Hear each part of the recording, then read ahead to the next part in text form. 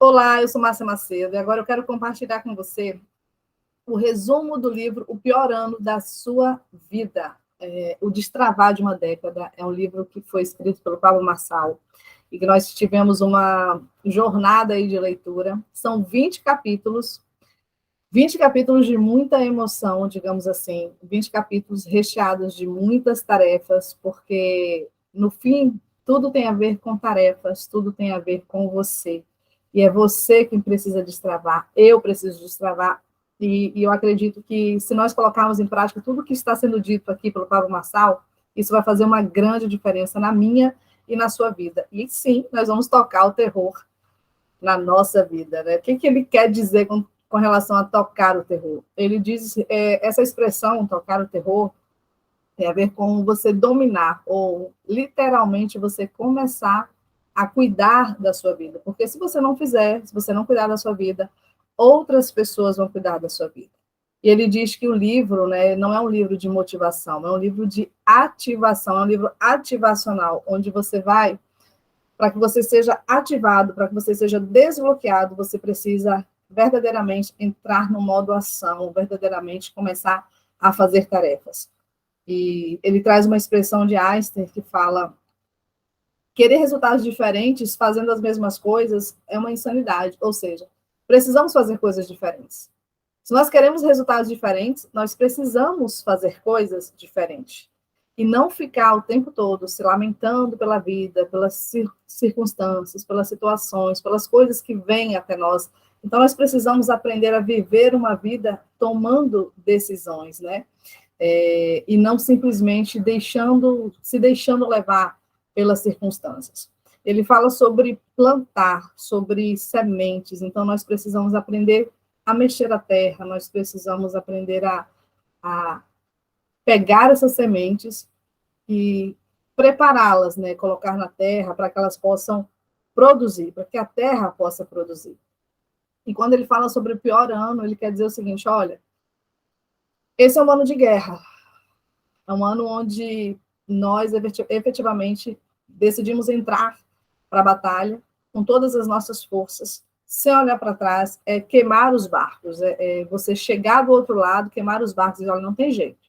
Aqui a gente ou vence, não tem alternativa.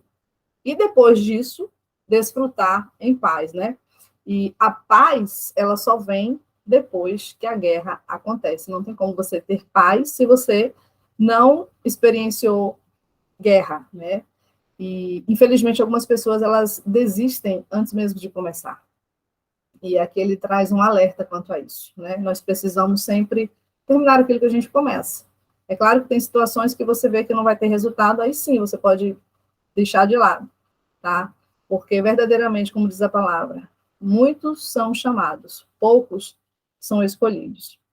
Ele fala também sobre o perfeccionismo. Muita gente deixa de fazer as coisas, ou para no meio do caminho, ou nem começa por conta dessa falsificação da perfeição, né? Que é o perfeccionismo. O perfeccionista, ele quer fazer as coisas tudo perfeita, do jeitinho dele, na hora, ele acha que tem que ter a hora certa, o momento certo, tudo propício para que ele possa entrar em ação. Mas, na verdade, o perfeccionismo, ele nada mais é do que um inimigo da produtividade. E você e eu, nós precisamos ter cuidado com isso. Eu tenho um lema que fala assim, que eu costumo dizer: feito é melhor do que perfeito.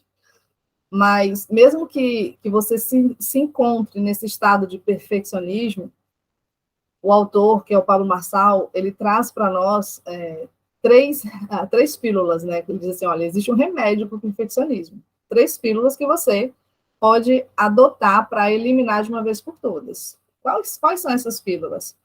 Fazer, corrigir e adaptar, né? Tem um outro autor que se chama Tim Havecker, que ele falava assim: ó, o segredo é você atirar e depois você ir mirando, ou seja, você vai focar no alvo, mas você tem que atirar e depois você vai ajustando o seu alvo. E é isso que todo perfeccionista precisa entender. Feito é melhor do que perfeito.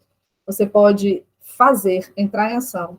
E se alguma coisa não sair como você gostaria, você vai corrigindo e adaptando, né?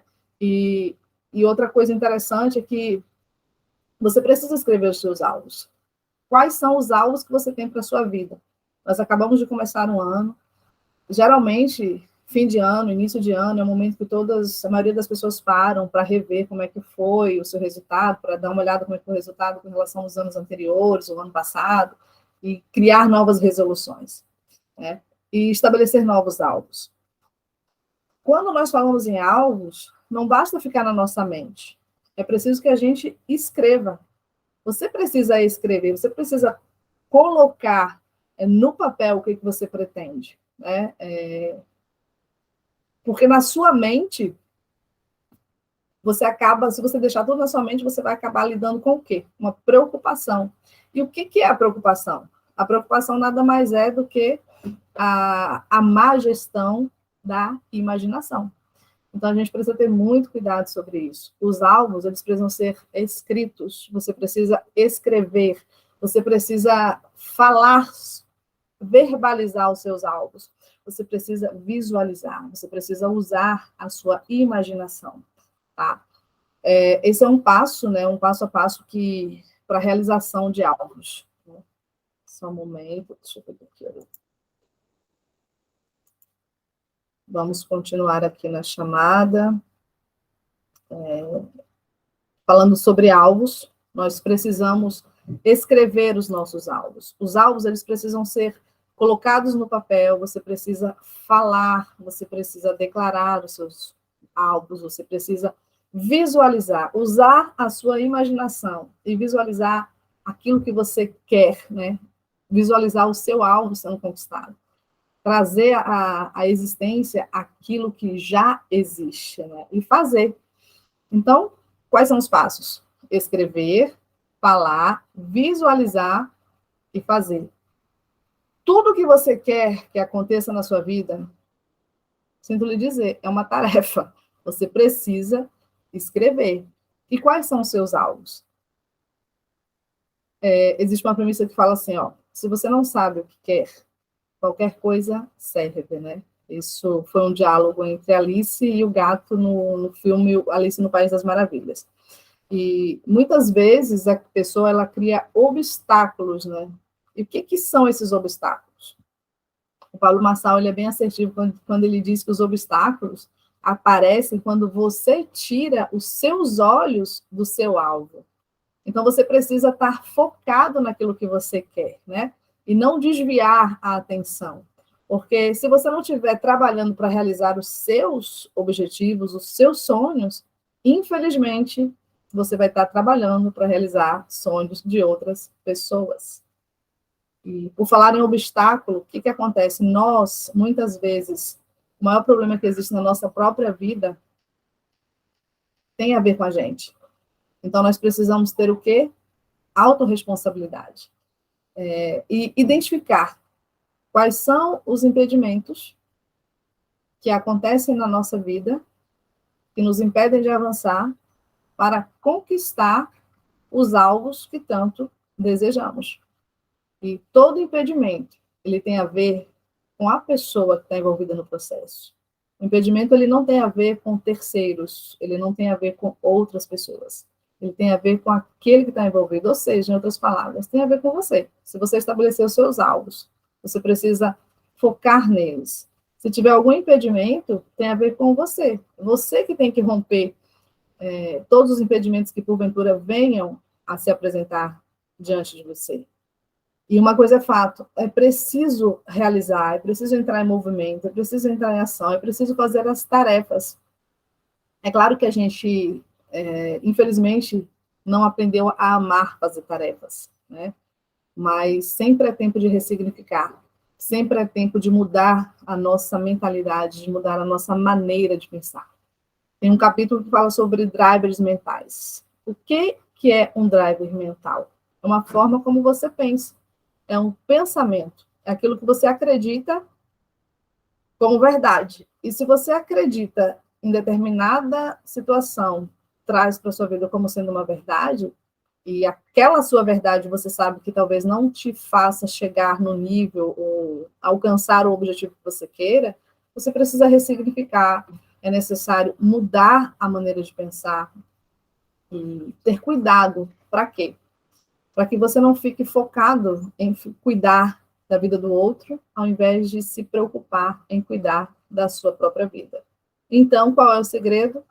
As tarefas. É entrar em ação, é entrar em execução, focar no seu alvo, realizar as suas tarefas. E não ficar preocupado com as tarefas alheias, tá?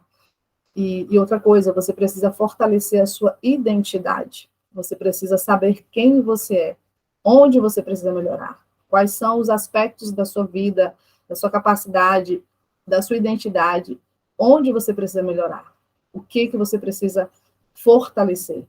Porque quando você se sente menos do que você é, significa que você tem problemas de autoimagem. E daí, o que acontece quando você tem problemas de autoimagem? Você não cuida da sua vida. Você acaba deixando que outras pessoas cuidem da sua vida, quando a sua vida é responsabilidade sua. E daí entra uma situação onde é a questão de mudança de hábitos. Nós precisamos começar algo novo. E quando a gente começa algo novo, é necessário deixar algo velho para trás. É aí que entra a atuação dos hábitos nas nossas vidas.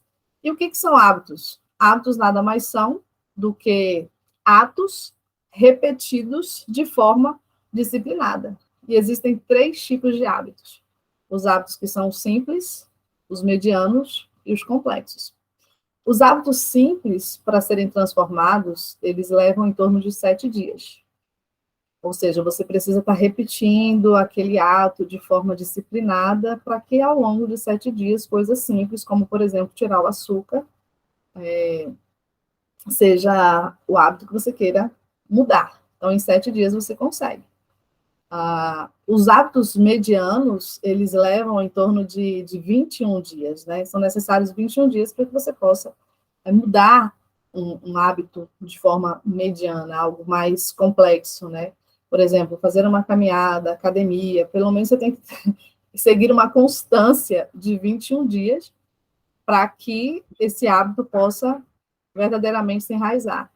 E existem os hábitos que são mais complexos, que levam até 40 dias para serem transmutados, para serem transformados e verdadeiramente passar a ser um hábito. No entanto, apesar de ter esses hábitos simples, hábitos medianos e hábitos complexos, ainda existem outros hábitos que levam, no mínimo, mais de 66 dias.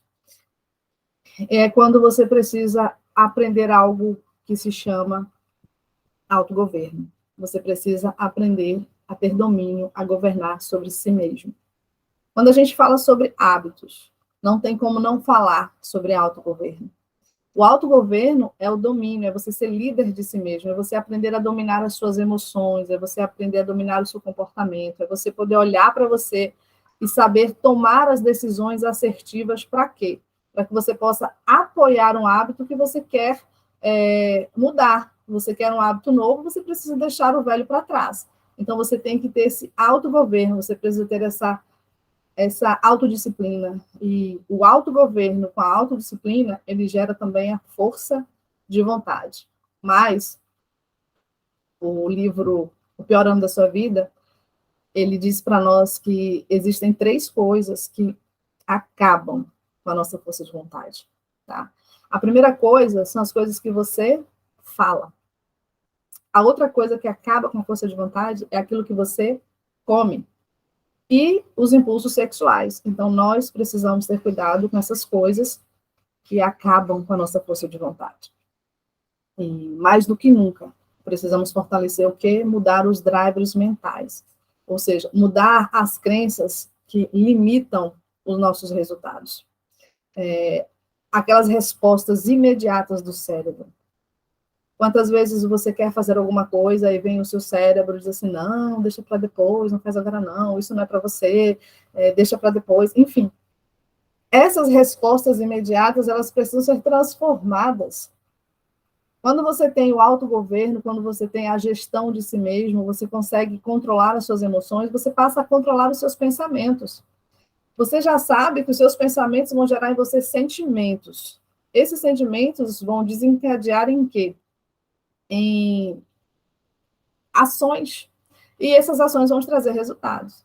Então, sabendo disso, você tem esse controle, você tem como controlar, como fazer essa gestão dessas como é que eu posso dizer para você? Dessas respostas imediatas que o cérebro acaba te dando. E aí, o que a gente precisa focar? Precisa observar, passar a se conhecer. Todas as vezes que o seu cérebro te dá uma resposta, você tem que avaliar se faz sentido, se essa resposta que o teu cérebro está te dando apoia ou não uma atitude, uma ação que você queira realizar. E daí, se porventura tiver algo errado, você vai perceber, cara, se eu pensar assim, isso não vai me levar a lugar nenhum, isso vai me trazer um resultado errado. Então, eu preciso mudar a forma de pensar. Ou seja, mudar os drivers mentais. Como que você pode mudar os drivers mentais? Por exemplo, quando você tem alguma... deixa eu pensar aqui. Assim, eu nunca perco, eu sempre ganho alguma coisa ou aprendo. Então, quando você se deparar com algo que você possa pensar que seja um prejuízo, você pensa assim, cara, não, eu nunca perco. Ou eu ganho ou eu aprendo, tá? Então, a vontade de aprender, ela vai se tornar mais forte do que simplesmente ganhar. E, de qualquer forma, isso vai te ajudar a vencer na vida, né? Ou a gente ganha, ou a gente aprende. E é isso que você precisa adotar como um driver, como uma resposta rápida do teu cérebro. Outro driver interessante é aquela que diz assim, ó, todas as coisas cooperam para o bem daqueles que amam a Deus e são chamados segundo o seu propósito. Ou seja, se você fez alguma coisa que não saiu como você gostaria, ou que de repente teve um resultado totalmente oposto, você tem que pensar, cara, eu fiz o meu melhor, então todas as coisas cooperam para o bem daqueles que amam a Deus e são chamados segundo o seu propósito, né? Infelizmente, existem pessoas com mentalidade de ter antes de ser, e até mesmo antes de fazer. Só que existe uma ordem sobre essas três palavrinhas, sobre ter, ser e fazer, né? Você precisa, antes de tudo, ser. Para quê? Para que você possa fazer e, consequentemente, você ter, tá? Nós precisamos entender que as sementes, elas são frutos, elas são sementes de sabedoria, né? E a gente precisa aproveitar as sementes e colocá-las no solo adequado, fazer a nossa parte. Ou seja, antes de você colher os frutos daquela semente, essa semente ela precisa morrer, ela precisa ser lançada no solo, ela precisa ser cultivada. E quem dá o crescimento é Deus, de acordo com o quê? De acordo com seus esforços, de acordo com aquilo que você está se tornando. É ser, fazer e, consequentemente, ter.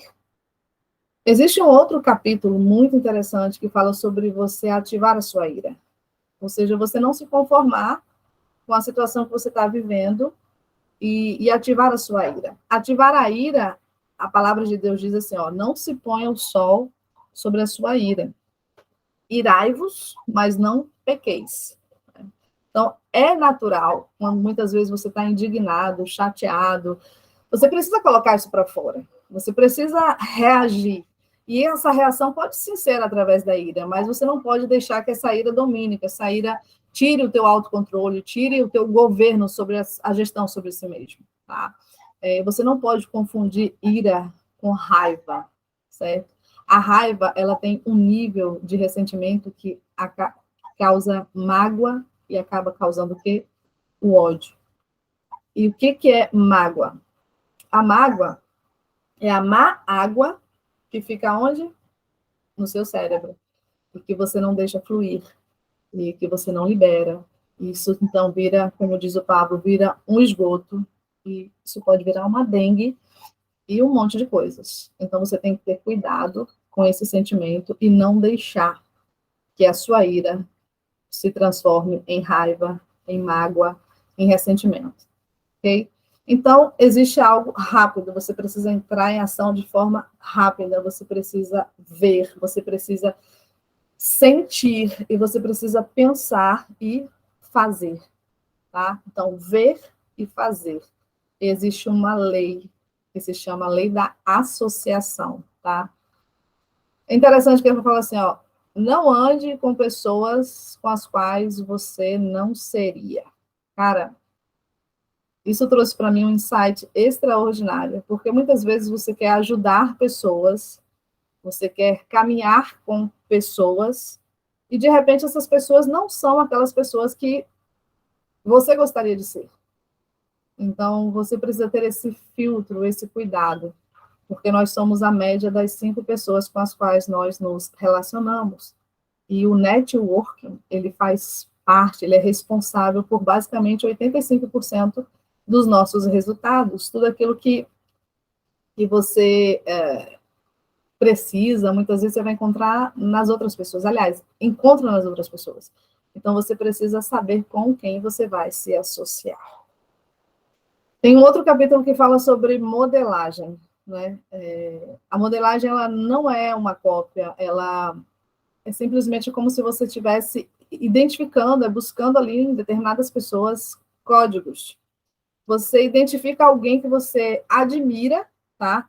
Inclusive, essa admiração, ela precisa ter um tempo certo, um processo. Você não pode ficar admirando. Na verdade, você precisa se inspirar nas pessoas. Por exemplo, se inspirar no Pablo Marçal com relação a... Cara, eu fico impressionada, eu fico impressionada no tamanho, assim, o quanto de energia esse cara tem, ele está disposto ali, ele se entrega 100%. Você vê esse homem de manhã, na madrugada, fazendo lives, à noite, à tarde, não tem hora certa. É muita energia. Isso me inspira. Se ele pode, se ele tem tamanha energia, por que eu não posso? Então, é um dos fatores que é entender o que ele faz. O que ele faz para ter tanta energia? É descobrir isso, é codificar. Isso é modelagem. E a gente não pode se tornar admirador de ninguém, tá? Na verdade, a admiração ela acaba se tornando um vale e isso é muito perigoso. Na verdade, você tem que admirar só uma pessoa, Jesus. Jesus Cristo é o único que é digno de nossa admiração. Então, qual é a chave? Nós precisamos comprar sementes, porque a vida ela é um plantio e nós precisamos escolher as sementes com muita sabedoria. Sementes é o quê? Sabedoria. Se você tiver uma boa semente em terra ruim, vai dar errado. Se você tiver semente ruim em terra boa, vai dar errado. Então você precisa ter a semente boa em terra boa e saber plantar, porque se você não souber plantar também, vai dar errado e vai sacar a semente. Então, precisamos entender qual é a época certa do plantio, porque se não for na época certa, também vai dar errado. O que você precisa fazer? Ativar a sua imaginação, despertar a criança interior que existe em você. Tá? Você já ouviu falar que mente vazia é oficina do diabo? Isso não está na Bíblia, como diz Pablo, foi Sócrates quem inventou essa expressão. Porque, de fato, se você não tiver com a sua mente blindada, protegida, a sua mente ela é uma fábrica. E se você deixar ela vazia, o que vai acontecer? Alguém vai vir e vai usar a sua mente. Então, cuidado com a sua imaginação. Tenha uma boa gestão da imaginação. Deixe as preocupações de lado. Use as sementes certas, plante no tempo certo, para que você possa colher no tempo certo, numa terra boa, né? E assim, falando sobre imaginação, existe algo também que é um dom onde todas as pessoas têm. Não, se você disser, eu não sou criativa, você está mentindo para você mesmo. Porque a criatividade é o estado natural do cérebro. Então, se você tem cérebro, sinto lhe dizer, você tem criatividade de alguma forma. Essa criatividade ela precisa ser ativada, tá? E como que você ativa a sua criatividade? Você também pode ativá-la através da fé. A fé é o firme fundamento das coisas que a gente espera, mas que a gente não vê. E como que a fé funciona? Como é que a gente usa a fé? A gente usa a fé através da imaginação. Então, a sua mente, ela precisa chegar antes do seu corpo. Se a sua mente consegue chegar em determinado lugar, isso significa que o seu corpo também chega. Então, nós somos capazes de desenhar, de sermos, sim, o protagonista das nossas histórias. Você é capaz de ser protagonista da sua própria história. E só depende de você. Existem ferramentas que vão te apoiar, ferramentas que você precisa para desenvolver a sua mentalidade, desenvolver a sua criatividade, desenvolver a sua imaginação. E a melhor e maior ferramenta que você tem é o seu cérebro. Então, você precisa usá-lo da melhor forma possível, configurar o seu cérebro para situações que apoiam o teu sucesso. Estabelecendo os seus alvos, estabelecendo as suas metas, você precisa entender que a meta, ela é algo que não é teto, ela é algo que é piso. Foi assim que o Paulo ensina no livro, né, O Pior Ano da Sua Vida. Ele diz assim, olha, a meta, ela não pode ser o teto, ela precisa ser um piso. O que isso significa? Que você não pode colocar a meta acima, porque você vai encostar a sua cabeça e o que vai acontecer? Você vai parar de buscar. Então, ela tem que estar sempre lá embaixo. Você tem que estar sempre desenvolvendo novas metas. Você tem que estar sempre desenvolvendo novos alvos, né? Então, deixar a meta sempre debaixo dos seus pés, ou sempre como um piso. Assim, você nunca vai parar. Você sempre vai ter algo pelo qual trabalhar, algo pelo qual almejar, algo que você possa buscar. E, por fim, ele diz, olha, de tudo isso que nós falamos ao longo desses 20 capítulos, você precisa aprender a transbordar. Isso que eu estou fazendo aqui com você. Eu estou trazendo para você conteúdo do livro como eu entendi. Esse é o meu entendimento, de acordo com toda a leitura que foi feita ao longo desses 20 capítulos. Então, assim como eu tenho a minha maneira de absorver e entender um conteúdo, você também tem o seu jeito, a sua maneira de entender o conteúdo. E nós precisamos transbordar, precisamos ensinar a outras pessoas, e eu espero que você esteja entendendo o que eu estou falando, porque esse é o objetivo. Se você está compreendendo o que eu estou falando, por favor, deixe uma mensagem aí, fala, tá tudo certo, consegui compreender, valeu, tá? E assim, eu sou grata pela oportunidade de poder compartilhar todo esse conteúdo com você e dizer para você que nós estamos juntos, tá? Estamos juntos até depois do fim. Paulo Marçal, gratidão pela oportunidade de saber um pouquinho mais através do seu conhecimento. Obrigada por compartilhar conosco, por abrir toda essa caixa e nos levar para o próximo nível.